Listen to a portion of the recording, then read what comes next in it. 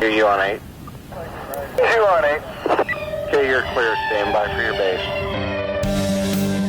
Welcome to EMS Cast, where we provide high-level education for you, the providers on the streets. I'm Will Berry, and I am a paramedic, and I will be leading us through today's topic. We also have Ross, our faithful EMS physician, and we brought back to the show Dave Edwards.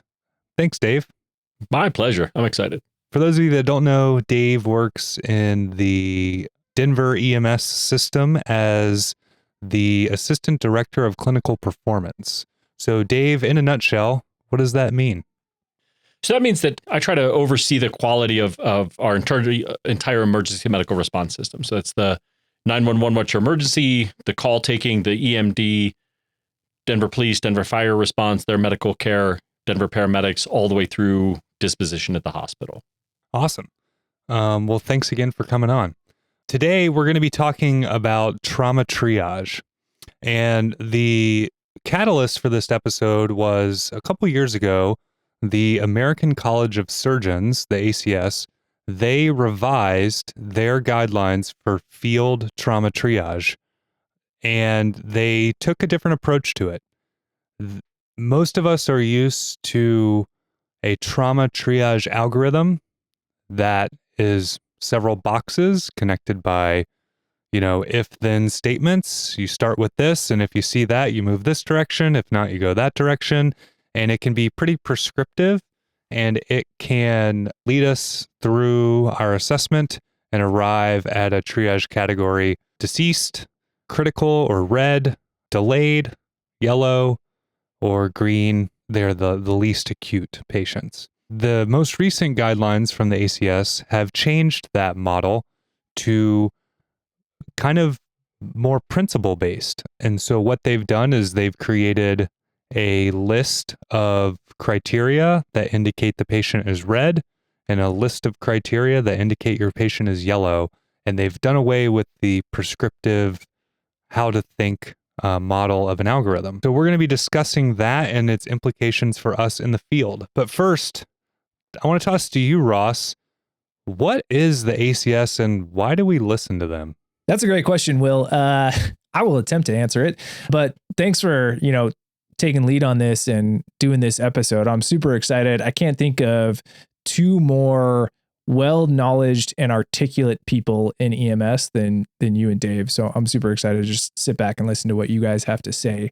The American College of Surgeons, it's a big national group that essentially gets together and tries to determine best practices or best guidelines for various things with regards to surgery and, in our interest here with regards to trauma and trauma surgery. And that's who they are. And so it's a national group, including physicians all across the United States who come together and attempt to look at the evidence and come up with best practices when it comes to surgery.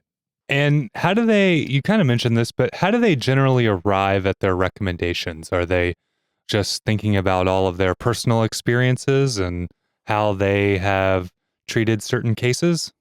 I mean, honestly, sometimes, but no. What they try to do is they'll do a lit review and they'll try to find the best known evidence on a specific topic. And if there is high quality evidence, they generally rank evidence based on was it a double blind, randomized, controlled placebo trial, which is like the gold standard.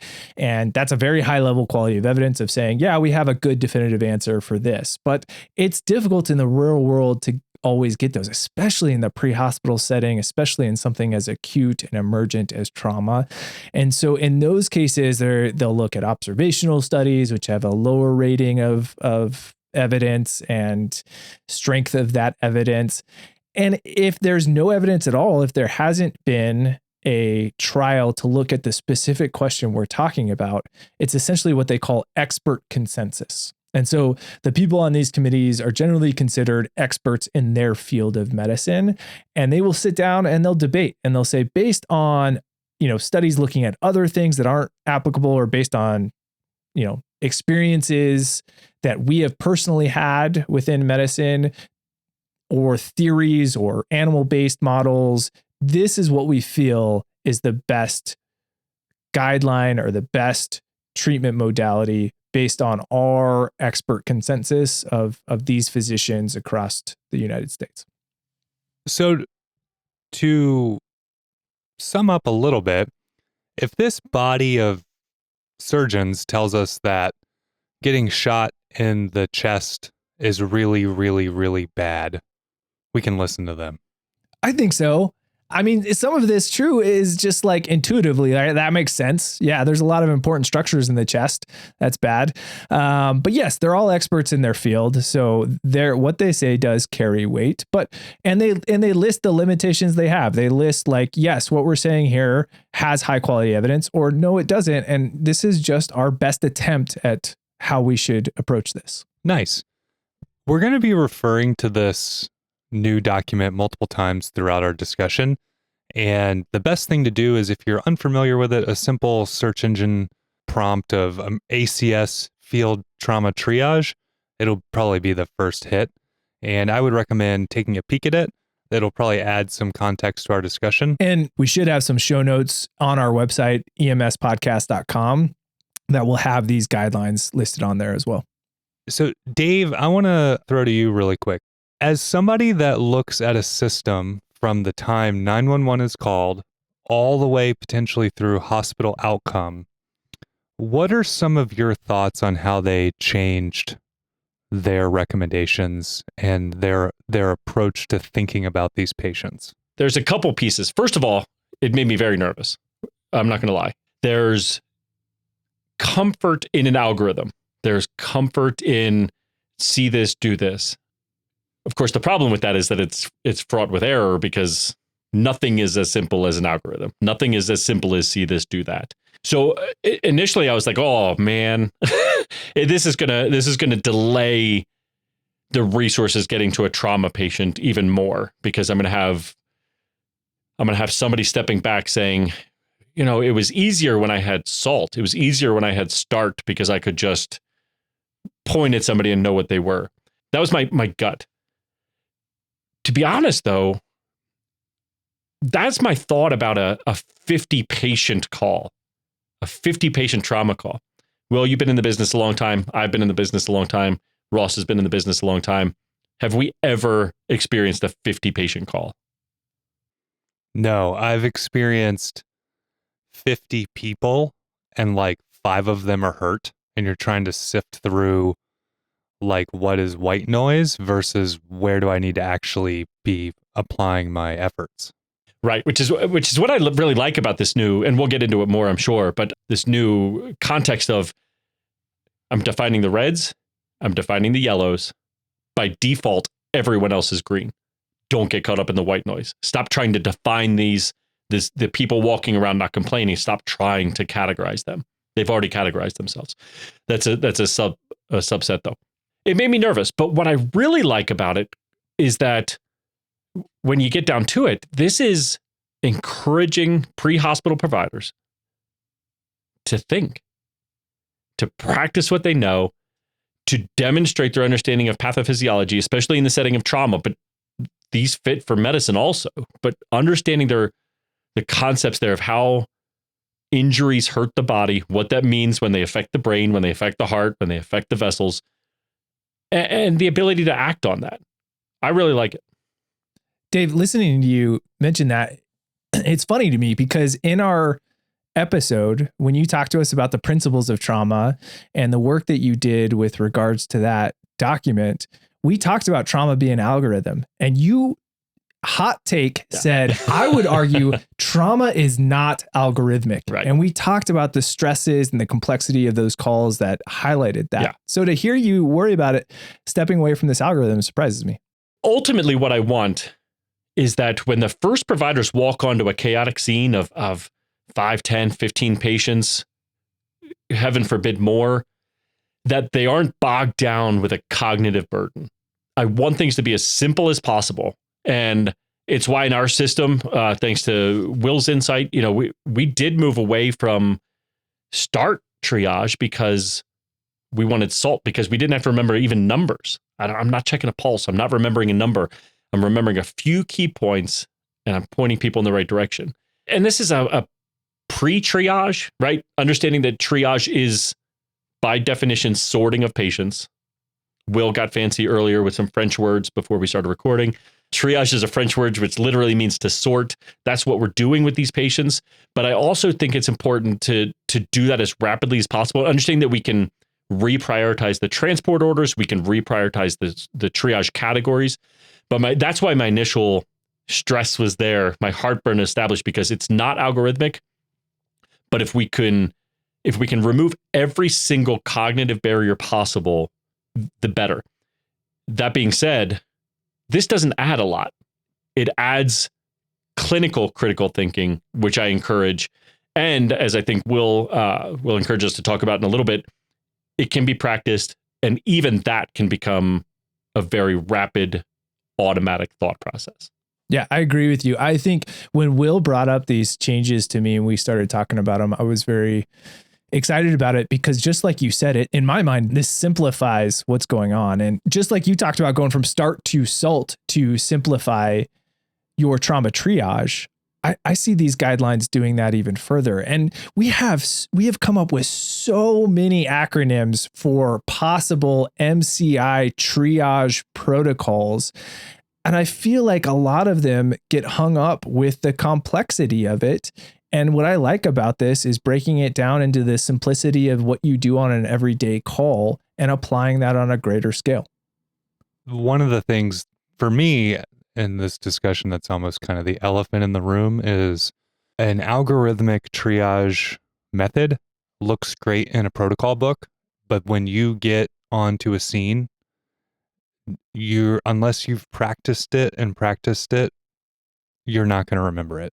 Which we all just admitted that we've never had one of these calls. They happen. We need to know how to run them because they may happen to you, but they're rare and few and far between. Right. And in the midst of the stress of many, many patients, you're going to fall back to what is most comfortable, which is your clinical acumen that you've hopefully honed on all the patient interactions you've had. The hardest pivot you can make is to be in an incredibly stressful situation, step back and say, oh, I need to open my mental file cabinet and pull out this other thing that I've basically have never used before, and I need to use it really, really well. And Dave, I actually learned a lot about that from you. But thanks. And I think the other part, Will, because we've worked on after action incident reports together of multi-patient calls. The other thing that, right, as I'm processing all of this, that came to mind was where SALT and START and other formulaic prescriptive algorithms fell apart is when pre-hospital providers who are very intelligent and well-practiced said, but I couldn't follow that algorithm because this patient didn't fit in that category. I knew from my experience, they were sicker than what the algorithm said. Dave, it makes me think about the book Thinking Fast and Slow, which I read as a recommendation from you, and System 1 and System 2 thinking. Could you explain that? Absolutely. So thankfully, our human brains are neuroplastic. Thankfully, as we learn and practice skills, they become what we'll refer to as second nature. I experienced this firsthand. I think, Will, you can attest to this. When I ask my daughters who are in elementary school simple math problems, and I watch them count 2 + 8, and I watch them do these things that if I were to ask you, it comes to you no problem. Thankfully, our brains work in a way where we faster wire. That's what a cognitive bias is. It's a faster way that our brain thinks in order to develop rapid movement, rapid decision making. Because if we had to deliberately think about everything we did all day long, we would accomplish nothing. To go back and summarize, Daniel Kahneman, behavioral economist, wrote the book Thinking Fast and Slow. The idea is that there's a process for thinking fast and there's a process for thinking slow and deliberate. And thinking fast is automatic. Thinking fast is unavoidable. Thinking fast takes no energy. It just happens. And it happens because we have experienced these things over and over again. When I see clear words on a sign, I don't have to think. I can't even avoid reading those words because through my life, I've read words. When somebody says bread end, I automatically fill in butter. When somebody says peanut butter end, I automatically fill in jelly. These are automatic because my lifetime has been spent thinking about these things.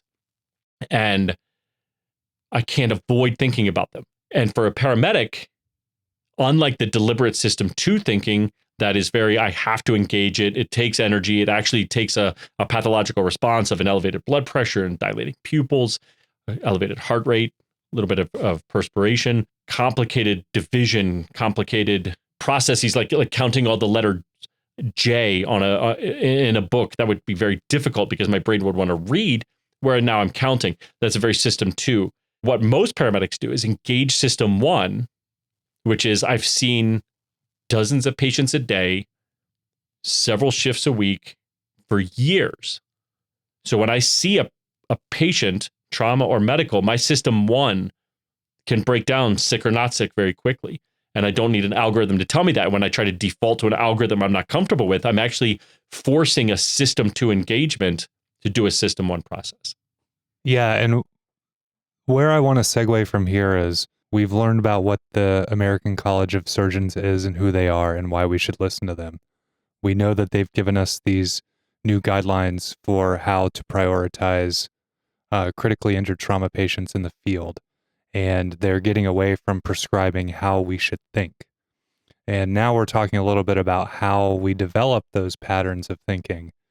What I want to do now is, for any field providers listening to this, I want to give you guys some really tangible ways to develop that, because simply showing up on a call doesn't necessarily develop your clinical recognition of certain things. There are things you can do on every patient interaction that will make you better for when you are faced with 3, 5, 10, 20 patients. The first thing that came to mind was feeling a radial pulse on everybody if you can. And I think there's a lot that can be determined from that radial pulse. Is it present? Is it not present? Is it fast? Is it slow? Is it strong? Is it weak?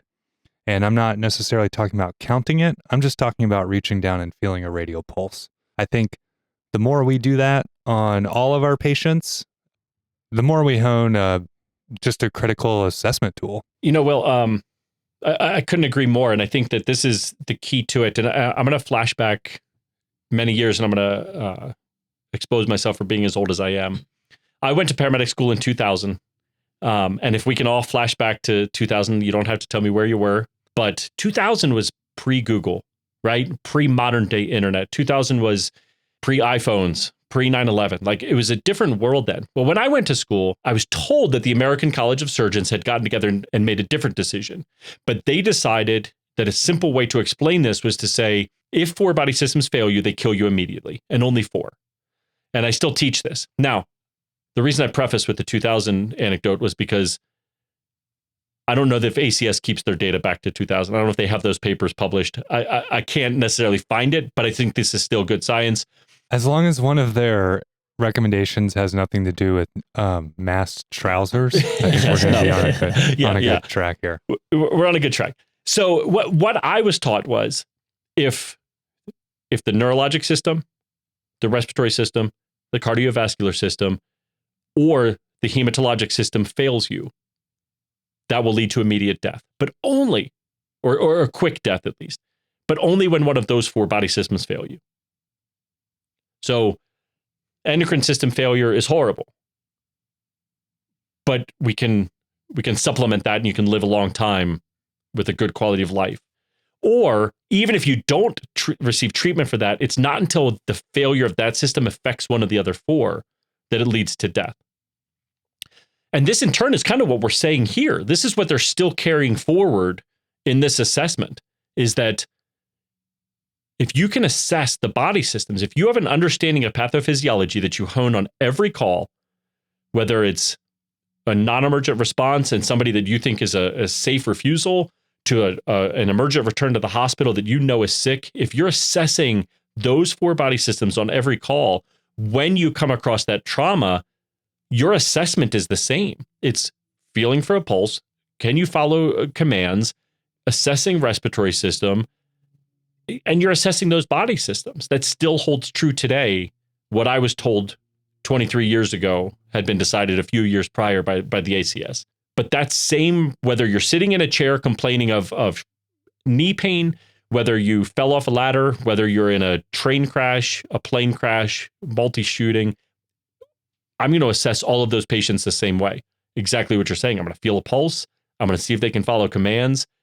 I'm going to assess the respiratory effort and make sure I don't have any gross blood loss, which would also probably be evidenced through my radial pulse. But I'm going to assess those pieces and make a clinical decision based on my appreciation of pathophysiology as to whether my patient is red, yellow, or green.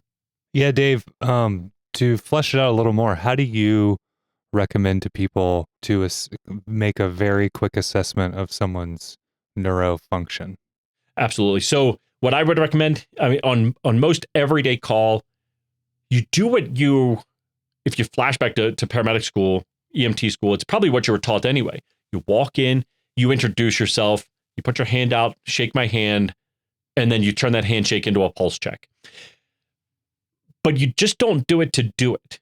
You do it as part of an assessment, because when you walk up to a patient and you make eye contact, you're assessing whether they're tracking you.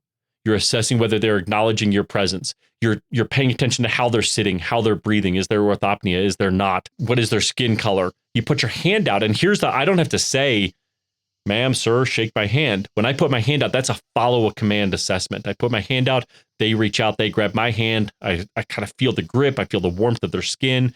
And then I pull that into a pulse check, and I've done the mentation check along with a respiratory check and along with that pulse check. And it all comes together in the first 10 seconds of my patient contact.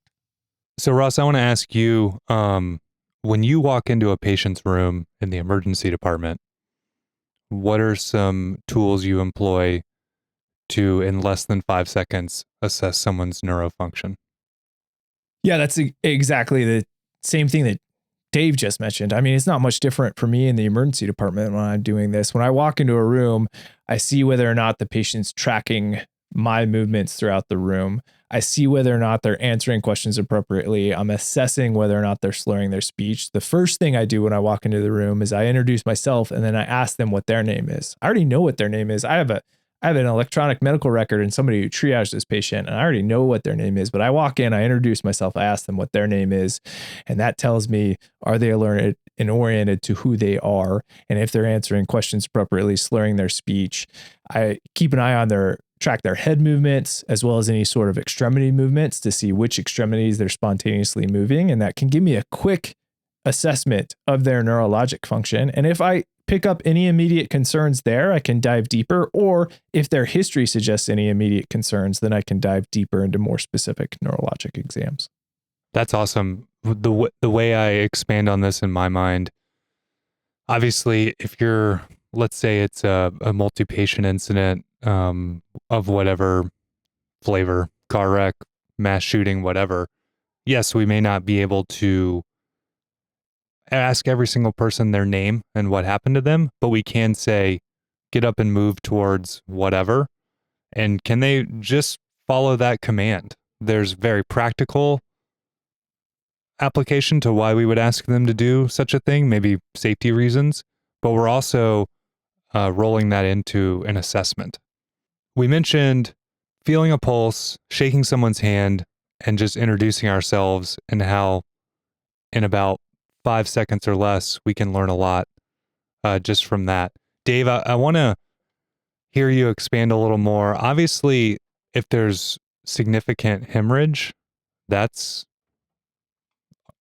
obviously life-threatening very quickly. What might be some other hematological things that we would be assessing for? So that's a good question. I think, ultimately in the trauma patient, that's mostly it, right? I mean, is the blood outside of the body when it's supposed to be on the inside? For medical patients, then we get into some internal bleeding. Again, still, is the blood not where it's supposed to be? There's some blood disorders that we could learn about and know about. But even those, the failure of which if we're asking questions like, do you have a history of sickle cell? Do you have a history of anemia? And they're able to answer our questions, then that system isn't failing us immediately. It's most of that, I'm going to say, is the blood not where it's supposed to be. So what I'm hoping anyone listening to this is starting to develop is an appreciation for some really simple things that you can apply to every patient interaction that don't take a lot of time and give you some really powerful assessment findings in a matter of seconds. From those assessment findings, you can then filter them through some of these recommendations from the American College of Surgeons and develop a sense of acuity. For example, one of the first things under the red category is penetrating injuries to the head, neck, torso, and then proximal extremities. That's something that I think when we see it, we intuitively think, I want that person at the hospital very, very, very quickly. But if you're not looking for those things and leaning into your assessment thoughtfully, then you won't find them. And if you don't practice this, it's not just going to show up on game day. I was curious, Ross, I'm going to put you on the spot. Are there any other quick assessment tools that you utilize in your setting that you think would be helpful for someone in the field? And the reason I specifically ask you is a physician in the emergency department might go room to room really quickly when you're busy and basically have to do a triage. And most paramedics, we're going single patient to single patient. So I didn't know if you had any further wisdom on how, when you're going room to room in a busy emergency department, you form some of your quicker assessments. Yeah, absolutely. I mean, I'm actually going to take a step back from that. It's not when I go from room to room. It's actually when I take a step back and take a 10,000-foot view of that emergency department, which is something you've talked a lot about before, is so important on these multiple patient calls, is having the ability to avoid getting sucked into that single patient. So for me, it's to avoid getting sucked into that single room in the emergency department and take a step back and look at the emergency department as a whole. So in the emergency department, when I'm doing that, I have a track board. I have an electronic medical record with a list of all of the patients that are in my zone in my emergency department. I also have a list of all of the patients that are in the waiting room. And what I do multiple times a shift when I'm dealing with multiple patients is I will run that quote unquote list. I run the list and I go through it, and some of the patients I have personally seen, and I know in my mind intuitively where I feel they fall on that sickness and priority category based on some of these things you've talked about, plus other tests and exams that I'm doing. But a big part of it is I look at their vital signs. I mean, that's the biggest thing I'm doing when I run the list on people I haven't seen yet, is what are their vital signs? And then the second thing I look at is how old are they and how many comorbidities do they have? So age, comorbidities, and vital signs are things that I take a quick look at when I'm running my list of patients. And when I'll look into the waiting room too, and I'll see, when people are sitting in the waiting room, they'll have vital signs if they've been triaged, and they'll have a short blurb of their chief complaint. And so, like you said, penetrating trauma to the torso, we all understand, is a high risk complaint. This goes along with medical complaints too. I will run the list of medical complaints. I will compare that to what I'm seeing with their vital signs. I will compare that to their age and their risk factors or their other medical problems. And all of that together gives me a sense of who are my sickest patients. And then I combine that as I move room to room. So as I move room to room, you're putting to words a lot of this, like you guys were talking about, type 1 thinking. And so much of it is type 1 that we don't think about it when we're doing it. And I don't think about it when you ask me about it. But I mean, when I walk into the room, I'm looking at their skin color. I'm looking at their eyes. I'm looking at their response to my movements, their response to my questions, their movement of their extremities, the other people in the room and how they interact with them. I'm looking at the monitor they're on and taking a quick look. Are their vital signs the same that I just looked at the computer? And I'm doing all of that just intuitively as I walk into the room. And together that gives you a sense of it really comes down to what we talk about, sick versus not sick. Is this patient sick versus not sick? And then I start to rank those sicknesses in my mind when I compile a list of patients that I have in my zone. And I'd like to add to that, because I think, Ross, what you said is extremely important from the physician standpoint. It's what Will and I are talking about from the pre-hospital standpoint. But to re-illustrate it became system one, something you can be comfortable with because you had a years-long residency and fellowship and then practice. And it is, if I can't stress this point enough, and I think that this is one of Will's strong messages here, is that it is only through deliberate repetition that we have learning and growth. And if I could run every call all day long, greeting my patient, checking a pulse, doing my thing. But if I'm not thinking about from the start of my career, and if I haven't at the start of my career, then start it today. Anybody who's listening, start it today. Deliberately think about everything you're seeing in the first 20 seconds as part of your assessment. I almost wish I had an insight here while we were talking that I almost wish that I had written my healthcare records in a way that said that, like, in the first 10 seconds, I was able to determine that the patient was not sick because, and then I could have listed out all the reasons, because they were sitting upright without apnea. There was no gross hemorrhage. When they made eye contact, they tracked appropriately. They put their hand out. They shook my hand. They had a good grip. They had warm skin. And I kind of feel like I wish I had documented that in that way to support the, like, hey, I do this assessment every time. Hundreds of patients over and over again, so that when it happens that I see something out of the ordinary, I'm ready for it. I want to add on to that if you're in a position where you're precepting either a student or a new hire paramedic, create an environment where that is the very first thing that they're honing before they're adding on all the other pieces that we're inevitably juggling on these calls. How are we getting them out of here? Are we going to use a stair chair? Where's the stretcher? Who's going to hook them up to the monitor? All these other things that create cognitive load. First, have your student or your trainee focus on just developing this quick assessment before you give them more plates to spin. No, you're right. Deliberate repetition. Practice it, learn it. You talk about the deliberate practice piece of this, and you're so right. I talked about running the list in the emergency department and looking at all of my patients like it was second nature, but that is an easily identifiable progression from year one of residency to year 4 of emergency medicine residency, where you see residents progress along that path. And it's one of the things that attendings and experienced residents will teach the younger, more junior providers is you got to run your list more. It feels like you're slowing down and taking time to run through each patient on your board, your computer screen. But if you do that, you will be quicker. It feels backwards. And then the more you do that every single shift, the quicker you become at it. And the more automatic it becomes to sit down on the computer and run your list and get a sense of all the patients you have in the emergency department and your priorities of next steps in care for each of them. Right. And what you're doing, Ross, and what you're talking about too is going to, I think, align with what we need to talk about here, which is taking that step back, looking at all of my patients and deciding who's who in the order of the ranking structure of who's the most important, who goes where, how am I doing this? Because we hone the skill on single patient calls, whether it's a medical call or a trauma call, but then at some point I'm going to have to weigh them one against the other as to who leaves first, who leaves with whom, who's taking whom and where. And that's a whole nother piece. And if that's my first call that I'm thinking, wow, what a disaster. Yeah, Dave, will you expand a little bit on how physically sorting and prioritizing patients is different from assessing their acuity? Sure. So we have a guideline. We've had an algorithm. Now we have guidelines for how to sort them into a red, sort them into yellow, sort them into a gray, sort them into a green. That's great, but I still then potentially have 5 patients in each category.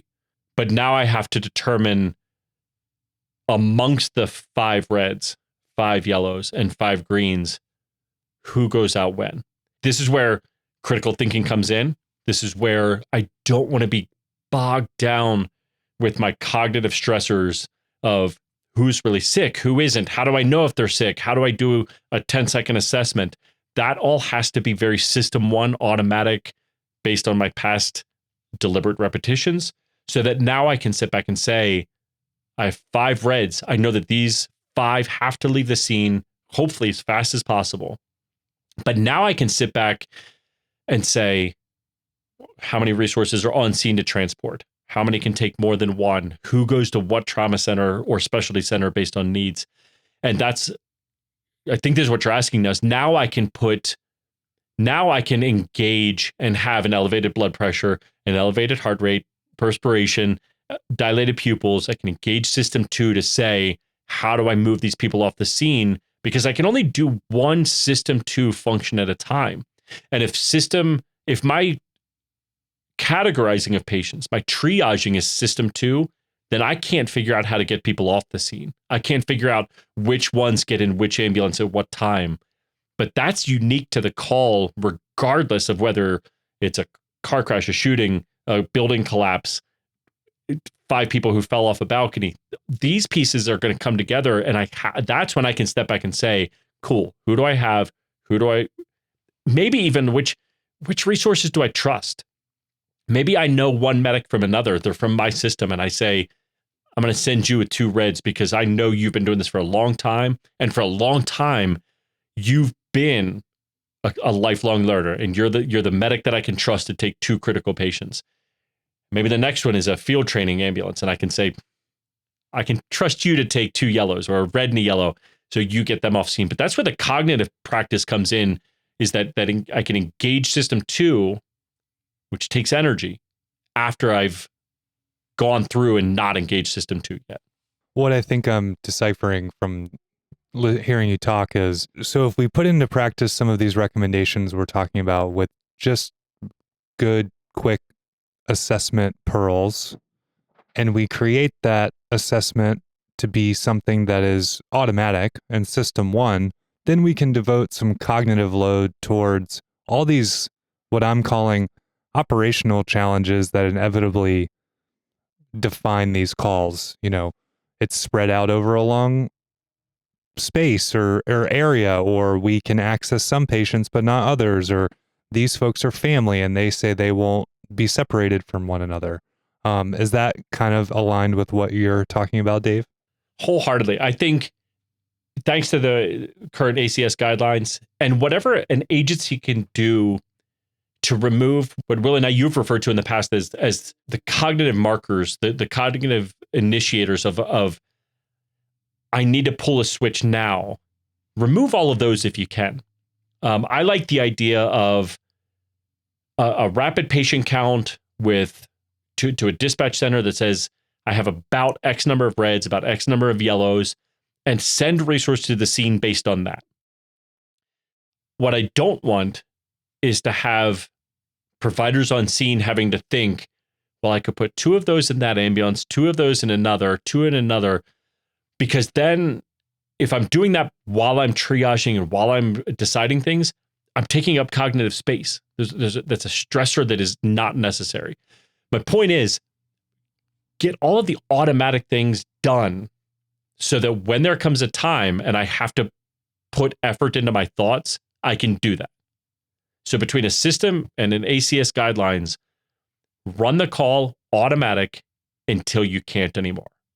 So I think we've talked a lot about the importance of system 1 thinking in our medical care and how each and every one does this and does it better with more repetitions and more practice, and how advantageous that can be to us, especially when we're under stressful situations and we have a lot of things to do at once, and how system 2 can slow us down and create increased cognitive load.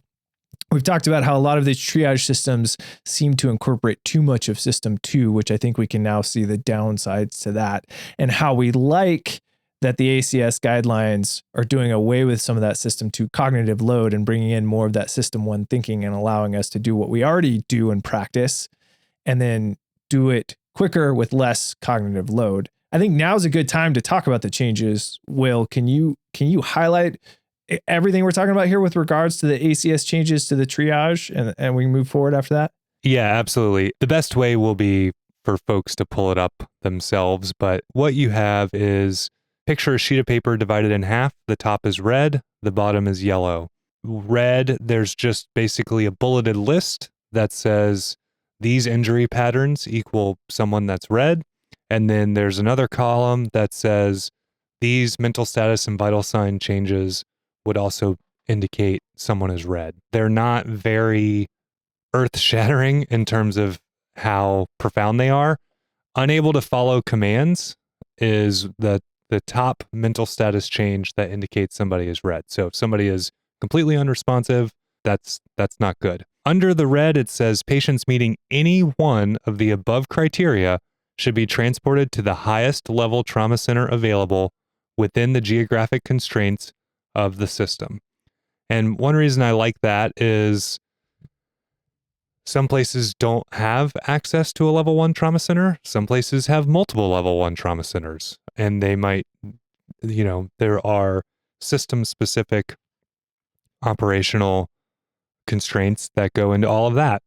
Some places to reach their level 1 trauma center might utilize a helicopter, and it's not very quick to put multiple patients on multiple helicopters. So that can change your thinking there. Ultimately, what I think they've done is they've created a principle, and they say how you reach this principle is dictated by your system and your challenges.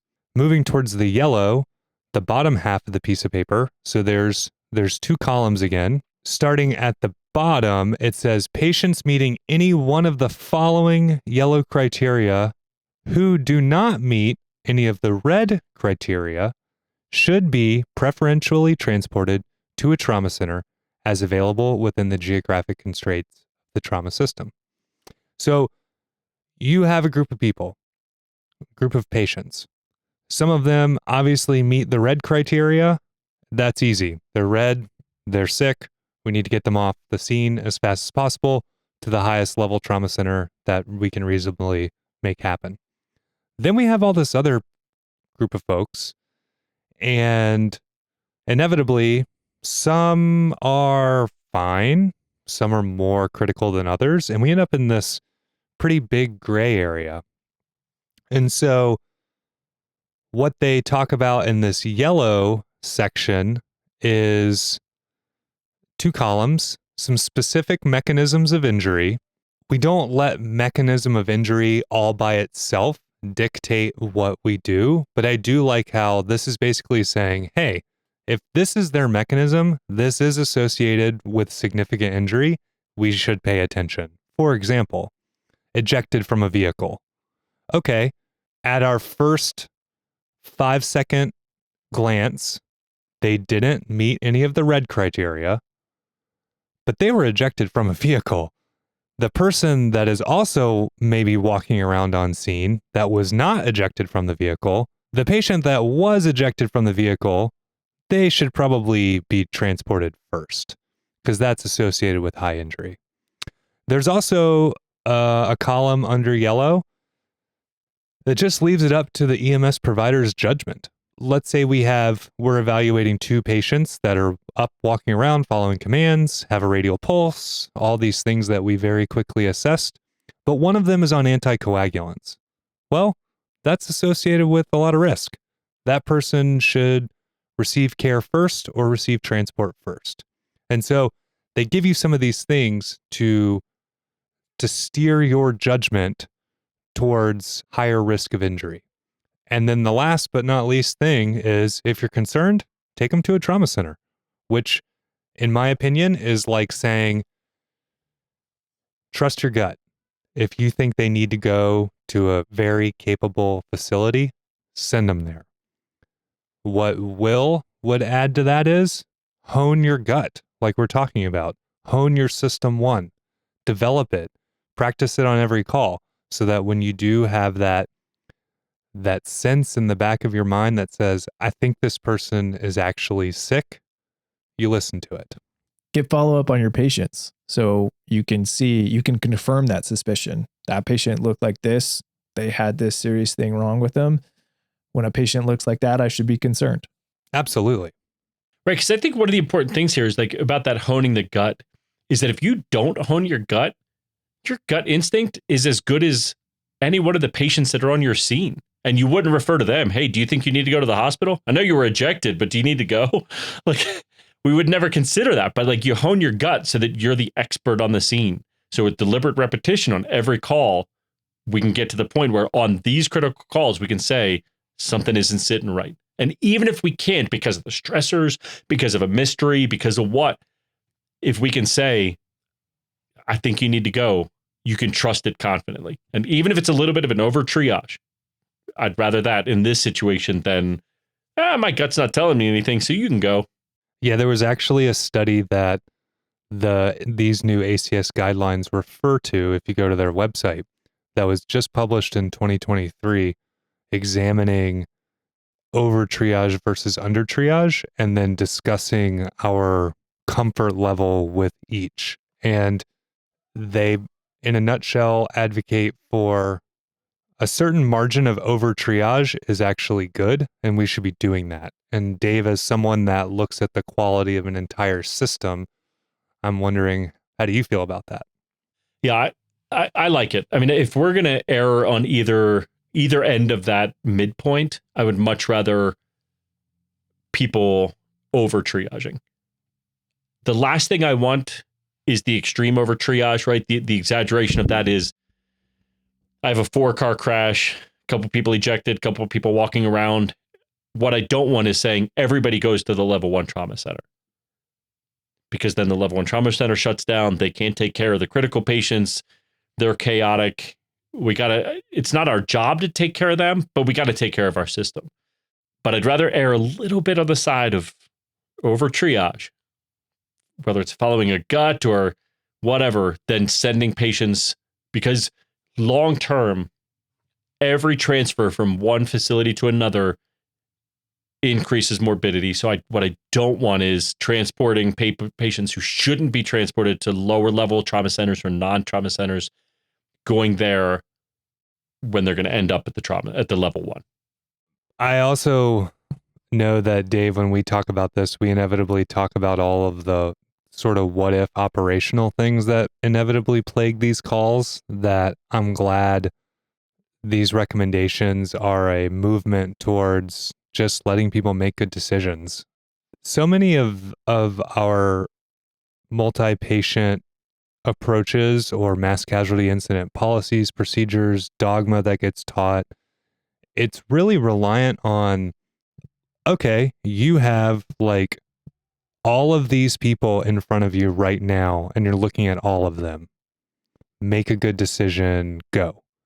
That's just not realistic. That's just not how these situations tend to play out. Would you agree with that? Yes. Absolutely. Right. Well, I mean, the bottom line is,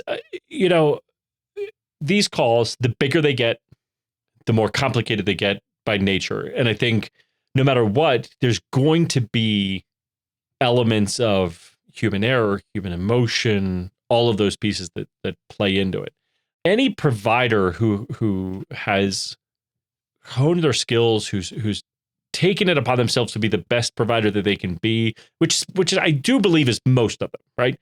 And I think that if the first round of triaging is done with a critical eye and not an algorithm, there's more trust built into that later in the call as it goes on. It's not going to go perfect.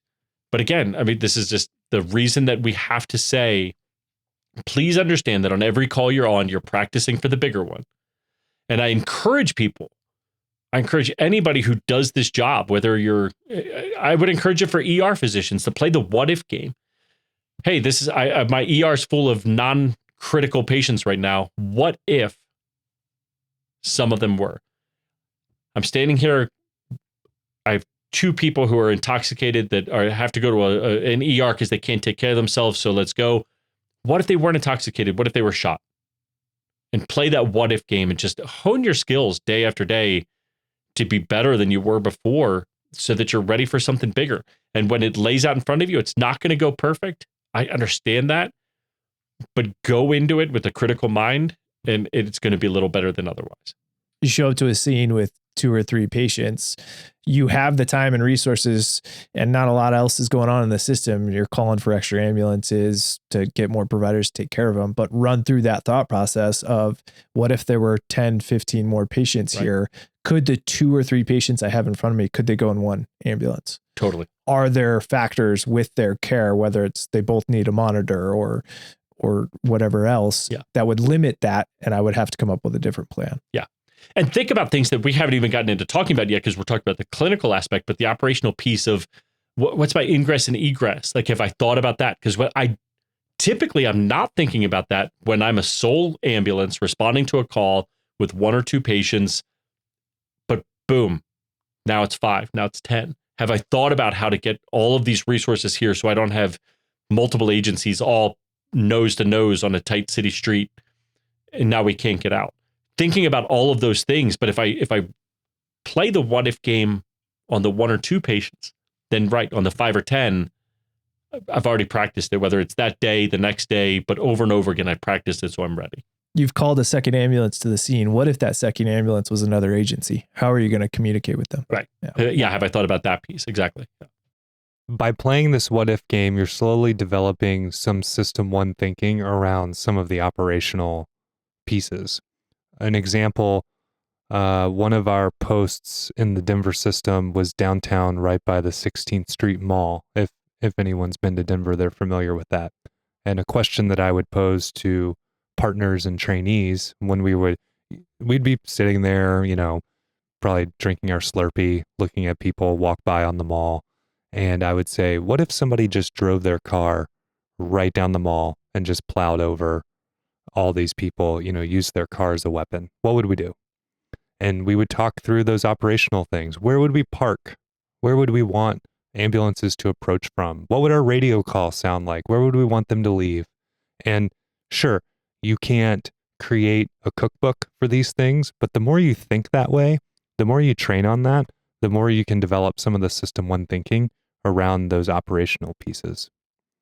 Right, because it is deliberate repetition, and anything that you foresee as a challenge, and if you're not sitting there as a new paramedic or even an experienced paramedic thinking, man, I could be challenged with a mass patient call today, you've lulled yourself into a false sense of security, because obviously it can happen at any time. But if we're not even verbally role-playing these calls, role-playing those situations that are going to be awkward for us, that are going to be uncomfortable, then we're not doing our job like we should be. And we're like, congratulate you for doing that piece of like, what would you do if this just happened right now? Like, we watched it happen. How would we run that call?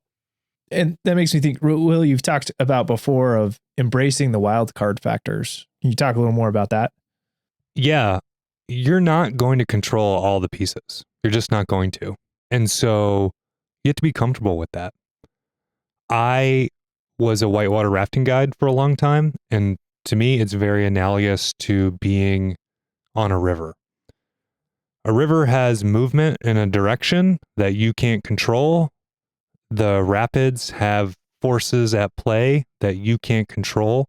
You can't tell the river, hey, stop, or hey, move this way. You can navigate through it. You can work with that current to get you to go where you want to go.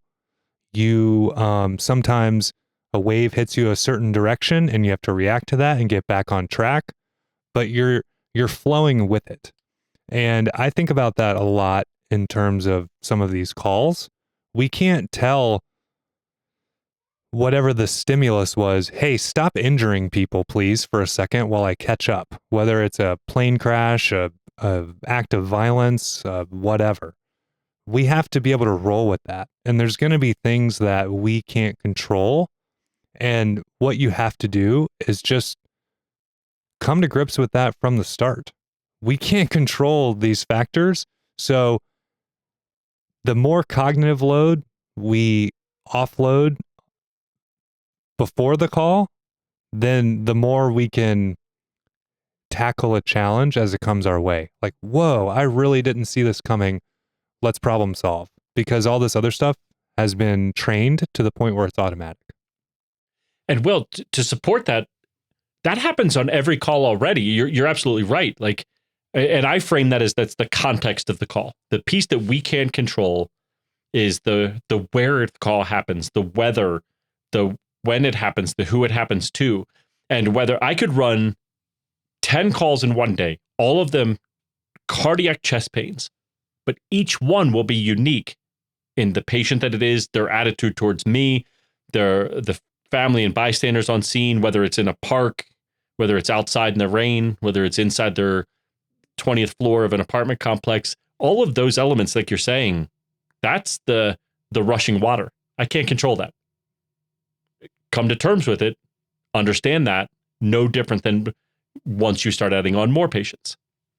Yeah, Dave, you're right. And it's incumbent upon people in positions of leadership to just recognize you can't write a protocol or a policy or a procedure for every situation. And the best thing you can do is equip your people to be good thinkers. Yeah. Absolutely. We're going to bring it home now. So if you haven't read the ACS guidelines, please do. Check it out in the show notes or search for it in Google. Read it. Try to commit those things to memory. They help guide your decisions for critically injured trauma patients. And then hone your quick physical exam that you do in the first 5 seconds of any patient interaction. Use these tools to make you a better provider and to look for these key indicators of injury, some of which can be subtle, and do it on every single call so that when you're met with multiple patients or the big one, you're practiced at it. This was great. Thanks, Will. Yeah. Good to see you, Will. I can't see you, Dave.